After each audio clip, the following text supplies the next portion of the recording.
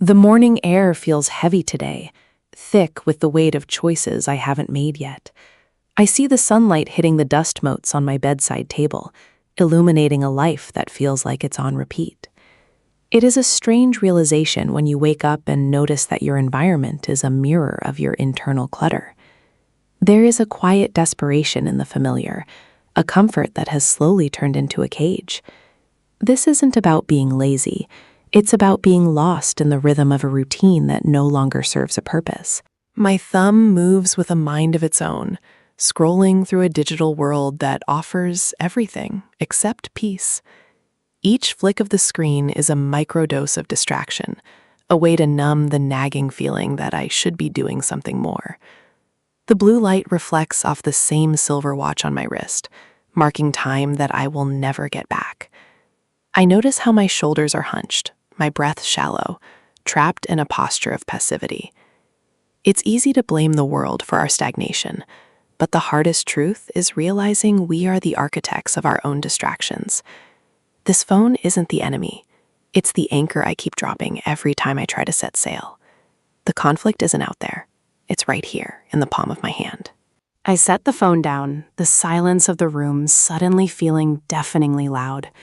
I look at the blank page of a journal resting on my desk, a white canvas that feels intimidatingly empty. It's the trigger, that tiny spark of rebellion against the noise that has dominated my morning. Change doesn't start with a giant leap. It starts with the friction of choosing a different tool for the moment. My hand reaches out, feeling the texture of the paper and the weight of the pen, a physical connection to a reality I want to build. This is the pivot point where I stop being a spectator and start becoming a participant in my own life. It's just one small action, but it feels like pulling a thread that might unravel the whole sweater of my old identity. I decide to start with something small, something I can control right now. I stand up and begin to smooth the sheets of my bed, pulling the fabric taut with a focus I haven't felt in weeks. There is a strange satisfaction in the symmetry, in the way the pillows look when they are properly aligned. This isn't just about chores, it's about reclaiming the first victory of the day. Every fold is a statement that I am no longer willing to live in the chaos of my own making. My hands move with intention, creating order where there was none.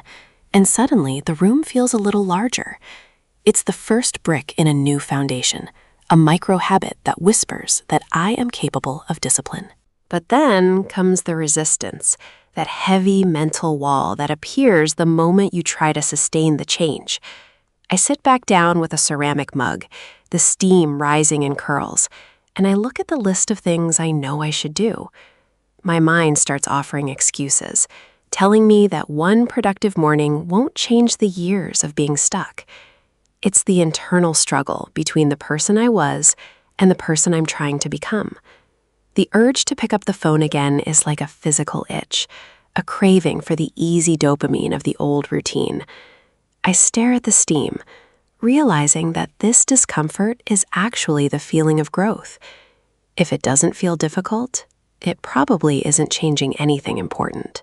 I push through the hesitation and step outside, the cool air hitting my face like a reset button. I can feel the transition happening, the way the movement of my body starts to clear the fog in my mind.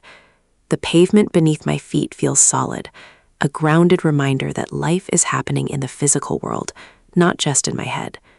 I'm not running from anything anymore. I'm moving toward a version of myself that values action over contemplation. The rhythm of my stride becomes a heartbeat for this new mindset I'm cultivating. This is the climax of the morning, the moment where I prove to myself that I can follow through even when the initial spark fades. The world looks different when you're moving through it with purpose. Back at the desk, the pen finally meets the paper, and the words begin to flow without the usual judgment. I'm recording the wins, no matter how small they seem, building a ledger of evidence that I am changing. The consistency is starting to feel less like a chore and more like a rhythm, a song I'm finally learning to play.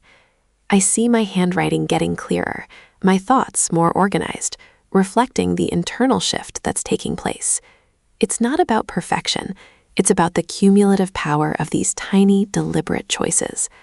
I'm no longer waiting for a big epiphany because I'm creating it, one sentence at a time. The momentum is real now, and it's carrying me forward into a day that feels entirely different from the one I woke up into.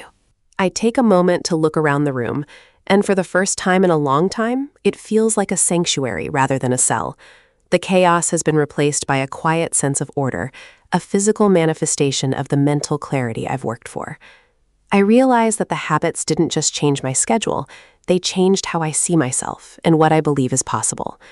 The heavy air of the morning has been replaced by a lightness, a sense of readiness for whatever comes next.